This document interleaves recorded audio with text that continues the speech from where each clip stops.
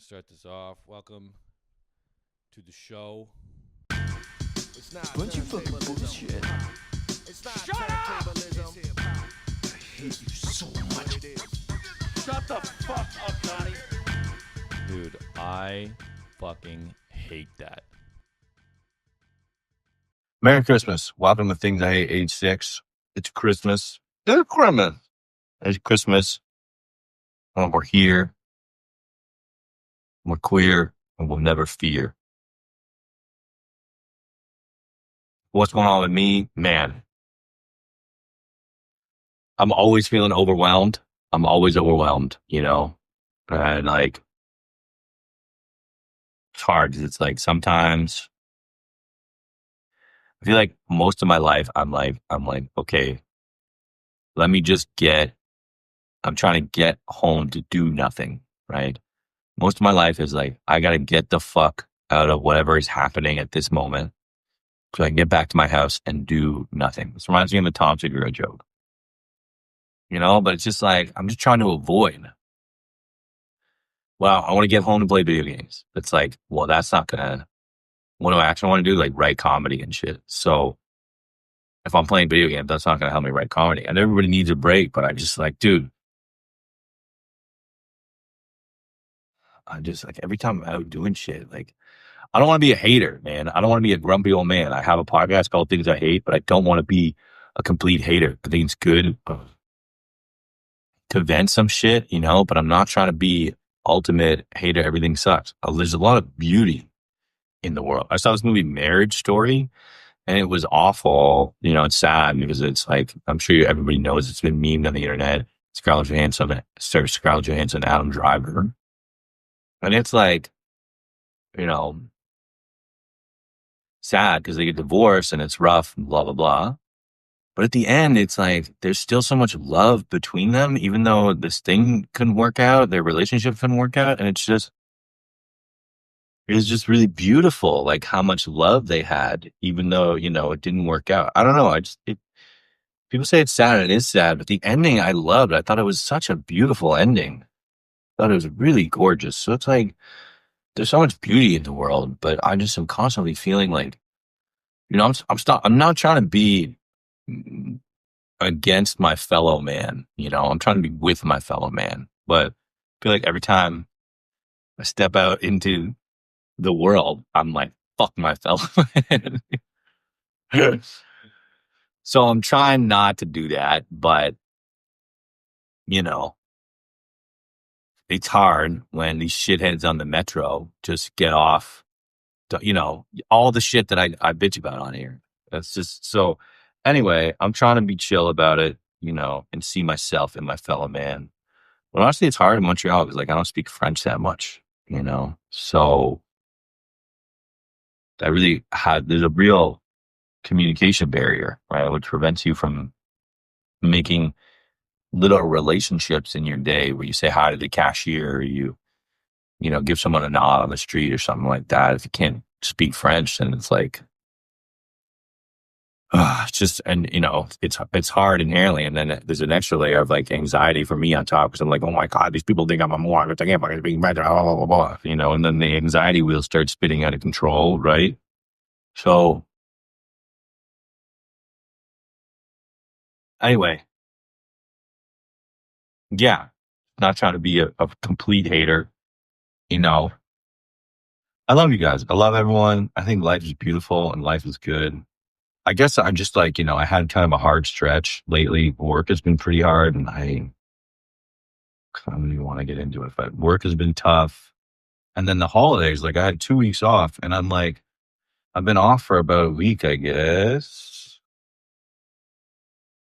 Was that even true? Anyway, I've been off for, yeah, I guess since Monday, technically. So, but I've just been running around doing errands and like blowing all this money. And it's just like, bro, like for the holidays, I would like the holidays to be easy on my time and easy on my wallet.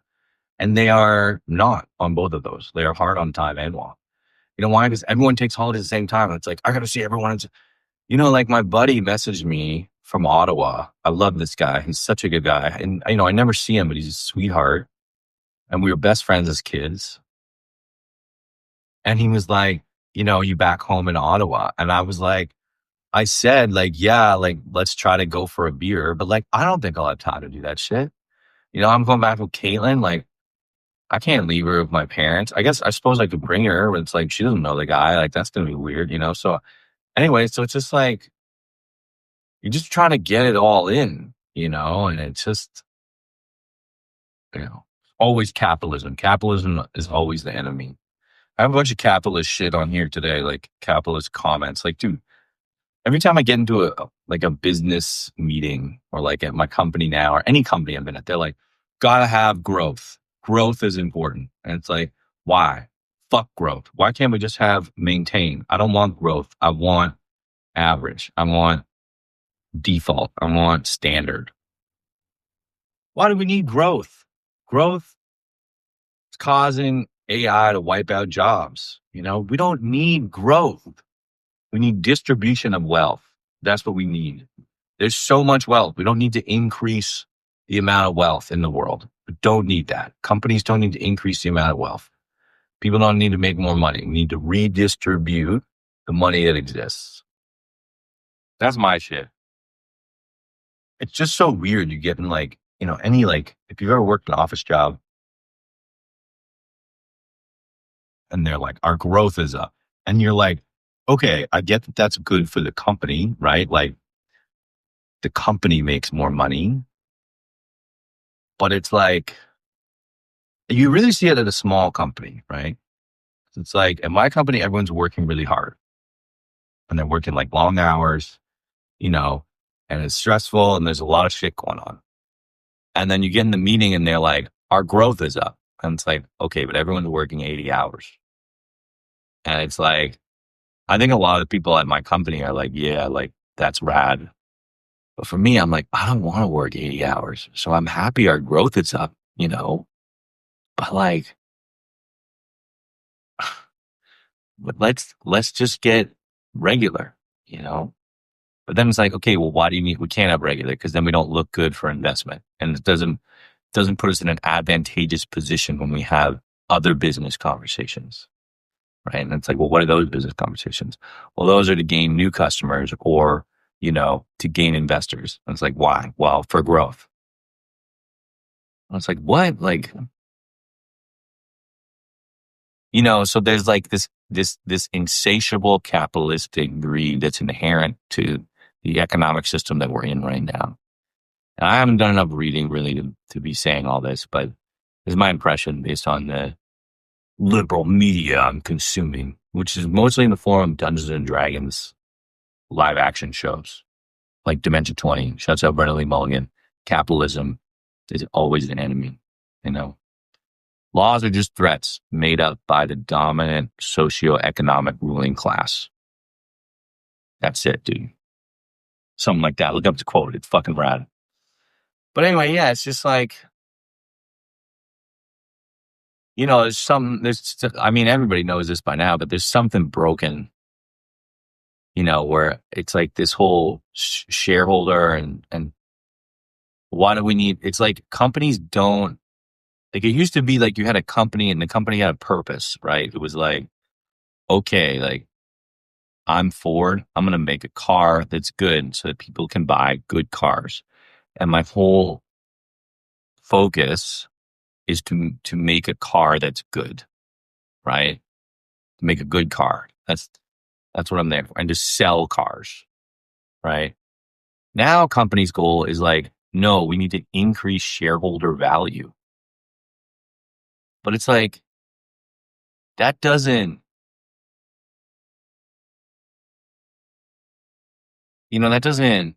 translate, right? Like I'm no economist. I'm no economist, but it's like, I should probably do some more reading before I talk to him shit. But my intuition and the state of the world says like, this is fucked. I was reading about, I was asking fucking ChatGPT. I was asking ChatGPT or what some other AI about, cause like the US used to be, but there was like a shift, I think in like the 70s where the US used to have all these crazy, like, communist or like socialist laws. Where I think like in Rockefeller's time, like JD Rockefeller, his income above, I don't know, they used to have like crazy income tax where it's like if you made over $1 million or whatever, you got taxed at 90%, like shit like that. And then there was this other thing where it was like for a while, I think up until the 1970s, no, maybe earlier than that. But anyway, for a while, like the US was like anti-monopoly, right? And there were I think they were called antitrust laws that would like break monopolies because monopolies are not good. They consolidate too much power and too much market share, and then they can kind of do whatever they want. And for a while, that was like a commonly held belief in the States. And then there was a small group of economists out of Chicago that basically said, no, monopolies are good because they increase the benefit to the consumer, but their only metric for benefit to the consumer was price. And it's true, if you have a monopoly for a while, they can like decrease the price. But then if they buy up every fucking, operator in the market, then the price, then they control the price. And there was other things like, well, what about quality of goods? Can't we consider that as a metric for, benefit to the consumer? And it's like, so there was this economic study that was like put out that like, I don't know why, but like caught on and was adopted. And then it was like the sentiment in the US shifted to be like, yo, yeah, monopolies are great. We love monopolies, And now, it's part of the reason everything's so fucked. In Canada, we have tech monopolies. I don't really know how that happened. I think we have more antitrust laws, like Bell, Telus, Rogers. And we pay the highest for cell phone costs in the world. It's like, surely that could have been fixed, And people are like, well, Canada's big. It's like, yeah, Russia's big. And so is China, It's like they figured it out. Well, they have more people. It's like, all right, like, I don't have a rebuttal for that. But, anyway, the growth thing, I was like, dog, like, this doesn't make, like, we don't need to grow. Like, companies shouldn't be focusing on growth. Like, companies should be focusing on fixing the world. And I know you guys are like, this is naive, this is altruistic, but it's like, dude, I just, I'm in these office jobs, and it's like, okay, like, it's like the world is burning down around us, right? Climate change. There's a fucking fascist coup happening in the US. Russia is like like pushing World War III. China is like consolidating a fuck ton of power. They're buying like mineral mines in Africa. And like, they're becoming the next great superpower, which I guess is not inherently bad, but they're fucked, Saudi Arabia is throwing on film festivals. You know what I mean? Like the world is fucked. And then the companies are like, our growth. And it's like, bro, what? We don't need to talk about growth right now. We need to talk about everything else that's happening, It's just like, damn, I'm tired of this shit. Don't need to talk about growth. We need to talk about the fucking pedophile ring that had half of the billionaire class, if not the full. It's like, we all laughed at conspiracy theorists when there was like, there's a ring of child predators who just, I'm done. We're like, okay, whatever you say, crazy guy. And turns out, they're 100% correct. The Panama Papers, you guys remember that? Where it was like, half the rich class just all do tax evasion and just run the fucking world, including the British monarchy. And I was just like, okay, like shit's fucked. And then you get in these companies like, right, we need growth. And it's like, we don't need growth. That's not what the world needs. Nobody needs growth right now, And so I just find I think that's why I have such a hard time with LinkedIn, because the whole of LinkedIn, right, is on the back of capitalism. Everybody posts on LinkedIn like, like, oh, like I'm very interested in, like, I don't know, fuck. I'm very interested in the sales format for SaaS sales and how we can optimize the funnel and make sure that all of our leads convert well. And it's like, okay, fine, but all of that is opposed to what? It's all opposed.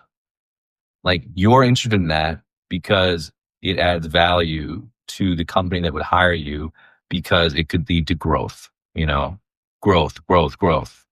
And so it's like all of LinkedIn is on the back of this. So you go on LinkedIn and it's all these people who are passionate about their careers.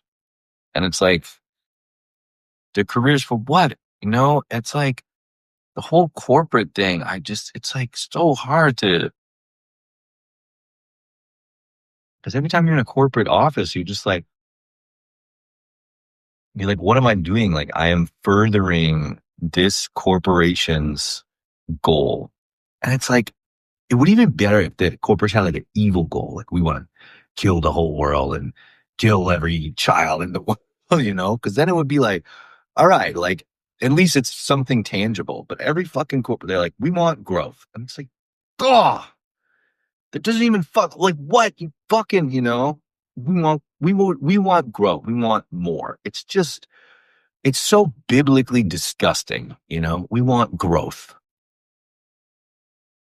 Fuck, man. And then you get in these meetings and they're like, you got to make sure that you're a team player and that you try hard. At least if it was like a villain, I could be like, all right, well, this guy's a villain, but like, fuck it. At least we're working toward something, but this growth, a full growth.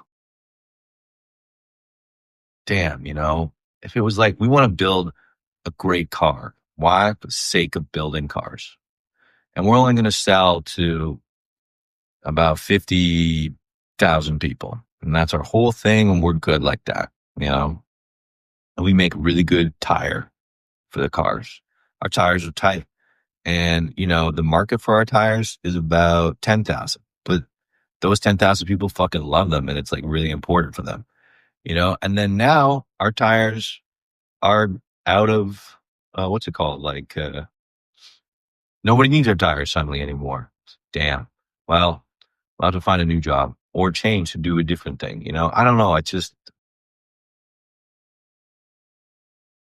growth for growth's sake is just so vapid, so empty, and every company is the same thing. What's your MRR? What's your EBITDA? EBITDA? What's your fucking year over year? Just like, oh man, like, so fucking depressing. That's why you guys gotta watch and share this so I don't have to do this shit, so I can go and become a comic, never worry about growth again, except for personal. Covered a lot. Staying on that, meal prep is class warfare, right? You telling me I gotta spend, a full day of you guys, I gotta spend 50% of my weekend just so that I can survive the week, right? I need to spend a day prepping the food that I will eat so that during the week I can have time that's not work, errands, sleep. Class warfare, dude. Class warfare. It's the same shit as when like everyone's broke and then like, The Economist puts out an article and it's like top 10 ways you can save money. And it's like, number 1, like, don't go to restaurants. And it's like, okay, fair. That's fair. You should watch it. It's also like top 10 ways to want to kill yourself. You know what I mean? It's like, don't go to restaurants, only meal prep, and only eat rice and beans. You know why? You know why I know that's depressing? Because I was living that way for a minute. You know what I mean? When I was in my old place on my own. I'm not gonna lie, I like the scarcity of it. I like the Spartanness of it. There's something appealing of like minimalistic, fucking dialed. Just fucking rice, beans, lentils, 1 roast chicken a week. I used to do that. I used to buy a full chicken, roast it, and just pick into carcass all week. The thing in the carcass is kind of overkill. You don't need to do that. You can store it nicely, but I'm feral. Or like you cut a cold grapefruit and you eat the grapefruit over the sink like an animal. Like a vampire, dude. Just or like a cold orange, what I begin to. I like a grapefruit because it stings a little more, but Anyway, so the Spartan is, rice, beans, lentils. I can tell you there is an appeal to it. It does feel good when you get it dialed and you're like, fuck, my grocery bill was like $3.23 this week because all I had was rice and beans. There is something rewarding to that. I can also tell you it makes you want to fucking shoot yourself in the face. I mean, you guys like, you're at home, you get all your groceries. It's like rice, beans, and chicken, if you're money bags. And then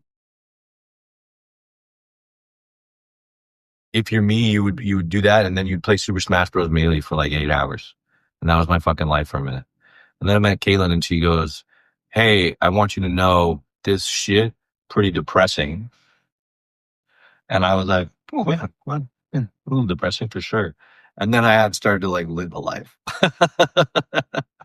I mean, that's a bit of an exaggeration, but that's how it was going down. So anyway, what was that? Yeah, meal prep. It's like meal prep is a class of warfare. Errands, chores are class warfare. I don't want to ever do anything except for complete leisure. Okay. Any upfront, any responsibility on me, any task that I have to do, class warfare, immediate class warfare. Tom, can you help with the groceries? Class warfare. I have to throw my gum out of the trash, gum warfare, class warfare, gum class warfare. I have to wait for the metro, class warfare, metro class warfare, time class warfare. I have to, put my boots on because it's snowy outside, class warfare, snow, weather, climate change, class warfare, climate, snow, weather, boot, class warfare. Because I don't want to do those things. And so they're a war on my class, which is therefore class warfare. But I just thought, yeah, I think the millennial struggle, and unfortunately the Gen Z and Gen Alpha, whatever, is like, bro, we wouldn't like our life not to be, because what is it? It's like, if you work a 40-hour week, how many hours in a week? Okay, let's say how many hours you awake. I get up at about 6 or 7. I go to bed at like about 10. So was that 6 to 12 and then 10? So 16 hours in a day, say, give or take, right? 16 times 7, 70, 7 and 6 is 35? No, 7 and 6 is 42. 70, 42. 112 hours, 112 waking hours in a week. Okay. Minus 40.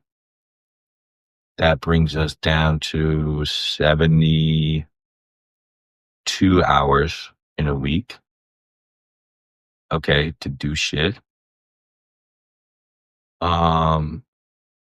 Minus another, or like 2 of those are the weekend.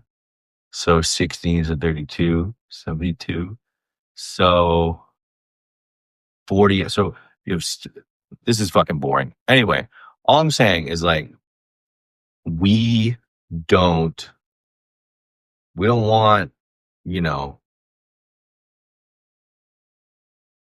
okay. If there's 112 hours in a week, 40, that's like a third. But realistically, like, you're doing more than that. Oh my God, there is a lot of time in the week. Still, we're working too much. Because you shouldn't, because I work more than 40 hours a week. I would probably work like 50. 112. That's still less than half. Damn. But also it's like, okay, then you got errands, and then you got to like cook. And then,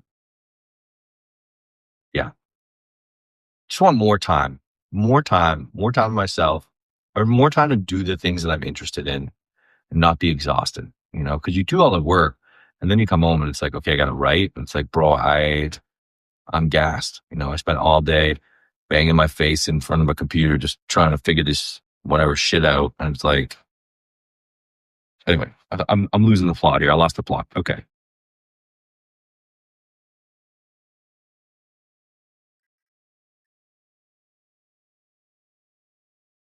Oh, I am not a Protestant. I was raised Catholic. I mean, now I'm an atheist, but I was raised Catholic.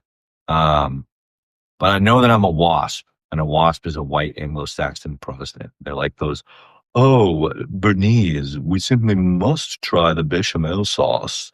It goes excellent with our brown loafers and diamond earrings. And they're like, the country club whiteys. Right? I know I'm one of those because of this. Okay, so there's a show called Survivor Man, which is the OG survival show before Bear Grylls. Bear Grylls is a pussy. You know why? Here's my take. Bear Grylls, Kareem from Subway Takes. You have me on? Bear Grylls is a pussy.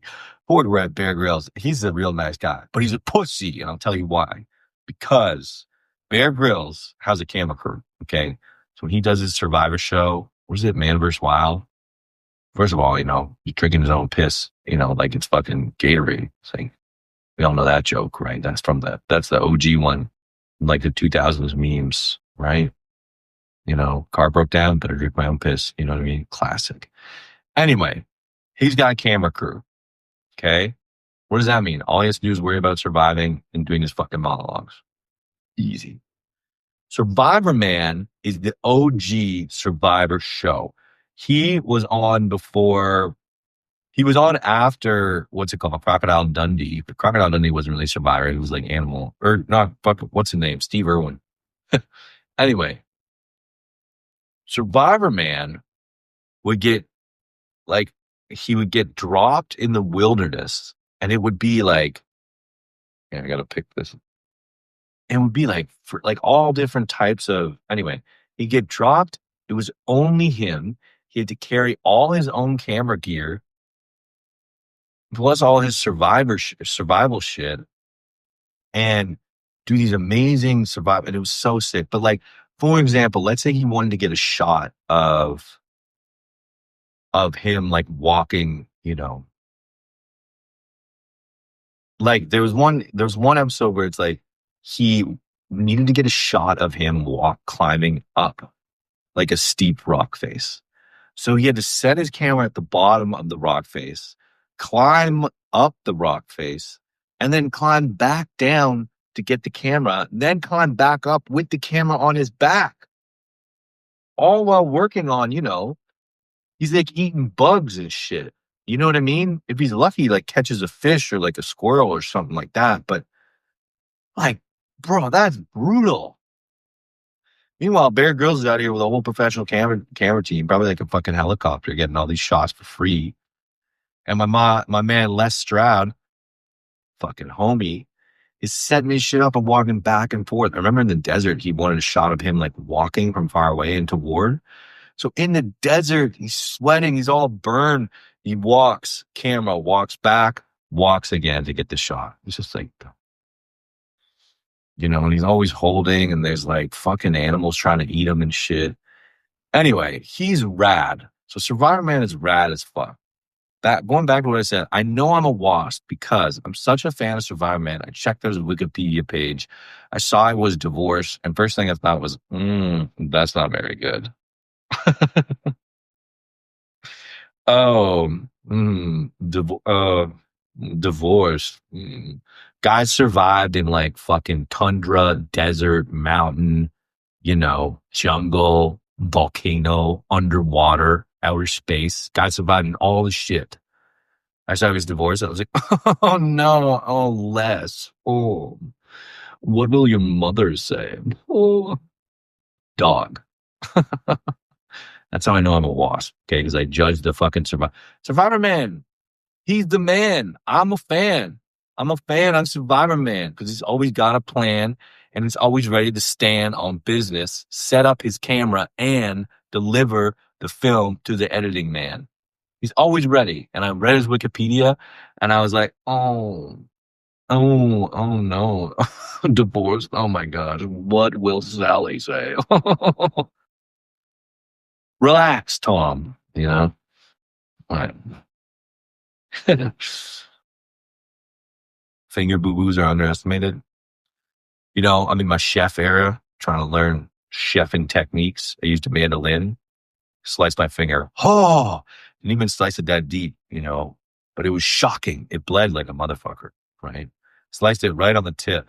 And I was just, oh, it didn't hurt, but I was like, oh, Jesus, because the whole thing is like off. Oh, it's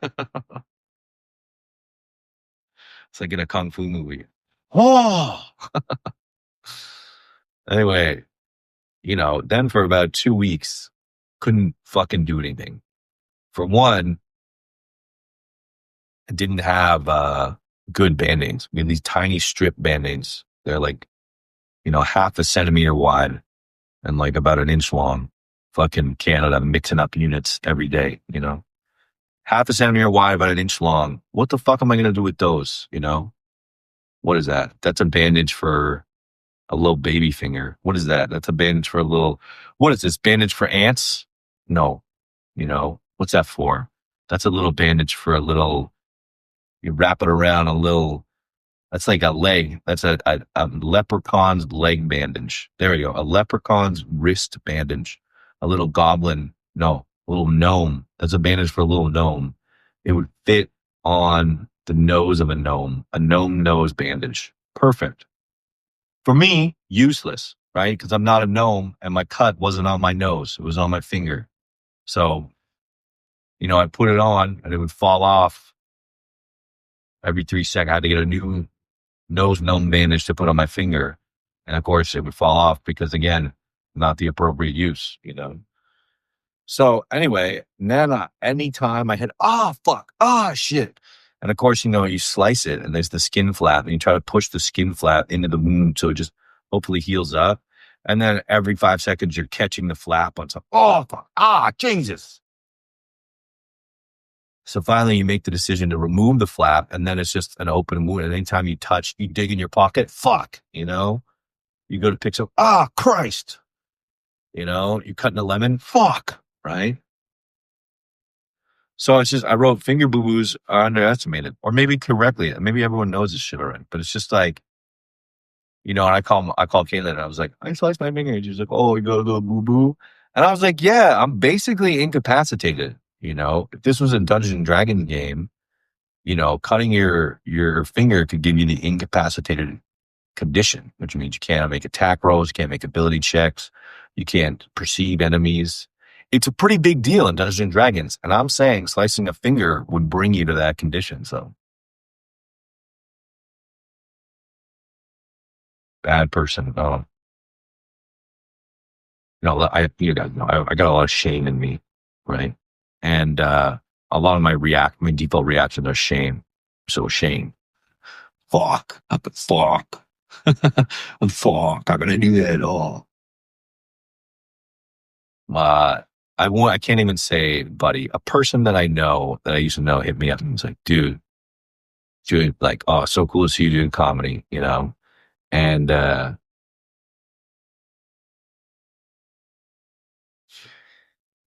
you know, does it make me a bad person if I feel it true to say that I have a lot of people who think that we are friends, but they are friends with me? You know, does that make me an asshole? Sure sounds like it. Anyway, this is one of those people, and they hit me up and they were like, so cool to see you do comedy, dude. Like, oh, do you think I should do comedy? And immediately in my head, I was like, fuck no, you know? I was like, fuck no. This person's a bro. You know, we don't need another bro doing comedy. And we got enough bros. The era of bro comedy is dying, thankfully, and correctly so. You know, we're approaching a renaissance. We don't need any more of the critical mass. You know, we don't need any more mass of bro comedy in the equation. We're at critical bro mass of comedy, right? It's all you can't, it's the limiting reagent, critical mass, all other bro comics should hit the comedy equation and slip off, right? That's what I thought. What I said was, fuck yeah, bro, do it, do it, great job. Go for it, man. Go for it. And I just felt like a bad person because, like, I mean, maybe it's nice because I was like, yeah, go for it. Look, I always think if you have an artistic inclination, truly, including for this person, follow it. Go for it. I believe that everybody, if you have any artistic inclination, follow it, explore it, do it. Try it your best, try it the most, just do what you want with it, but follow it. Including this guy. But in my head, as I was being like, yeah, go for it, buddy, I was like, we don't need what's in your brain. We don't need what's in your fucking brain. I was like, I made a judgment. I was like, I can see in your brain, and I'm seeing in all of the file folder contents, all of the different files in there. We don't need that. We don't need the tableau of your mind. The tableau of your mind is a single storyboard image, and it's just a guy in the gym pounding creatine, and all the jokes are about that, and probably some sketchy ones about trans people or minorities. It's like, we don't fucking need that. So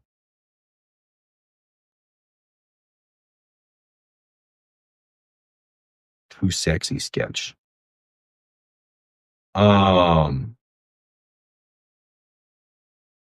Just gotta workshop this sketch idea with you. There's like a charity guy in the street, and he's like, oh, like ringing or whatever.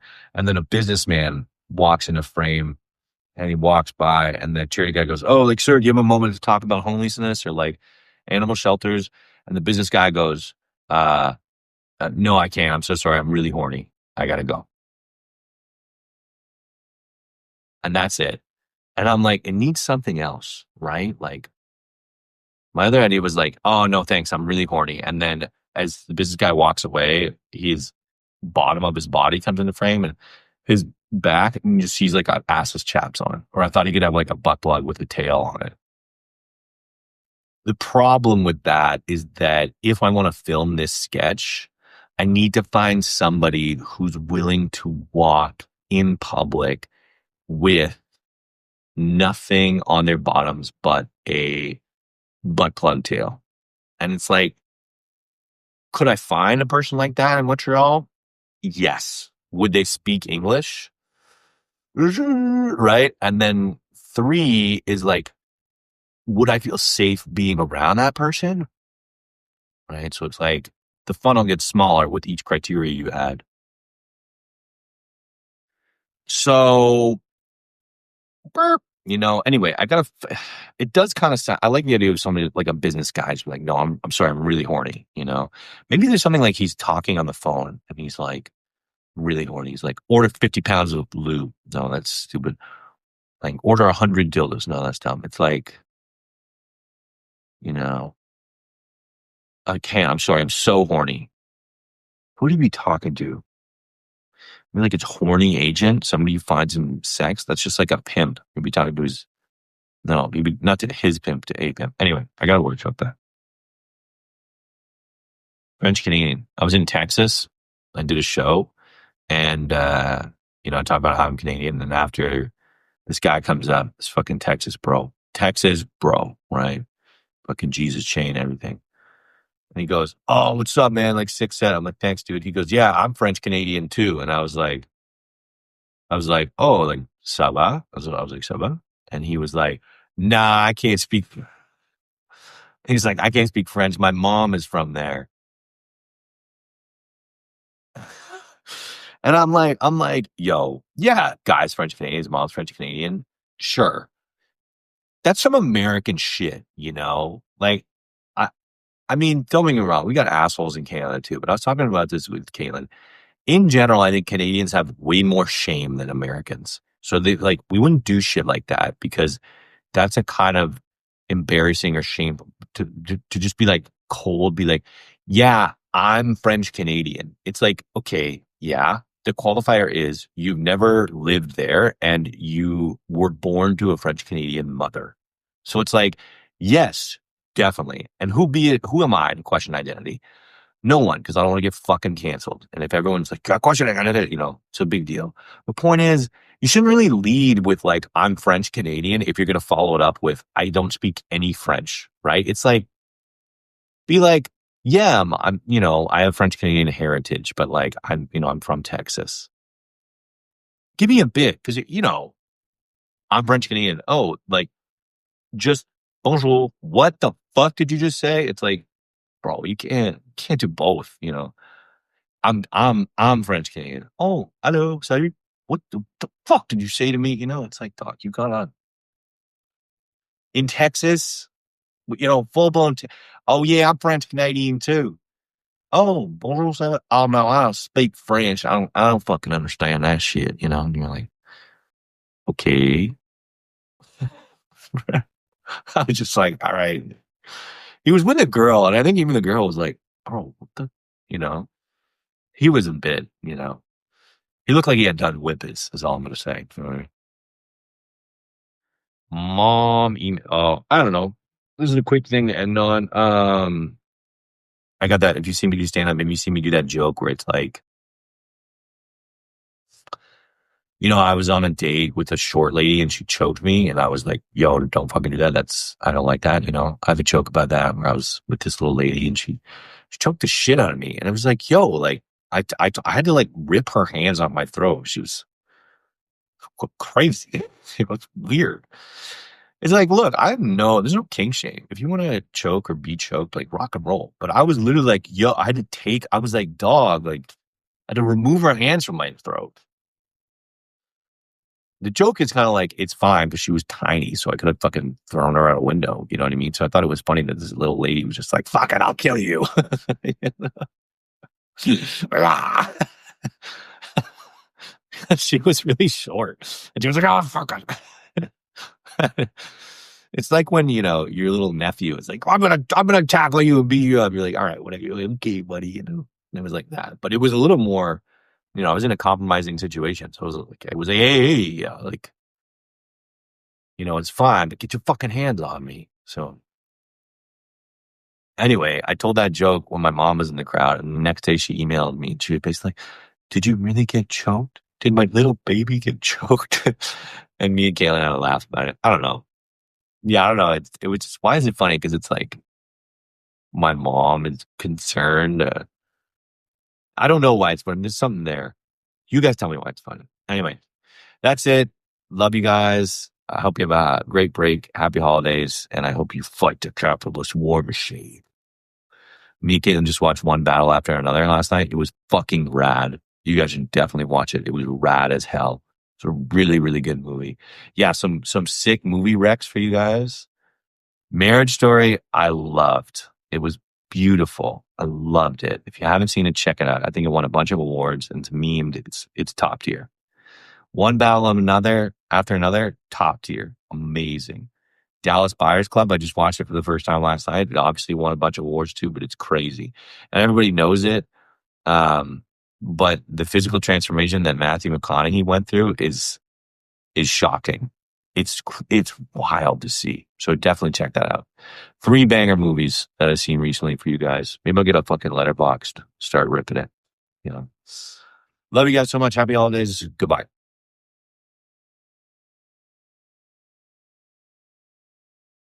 What the fuck?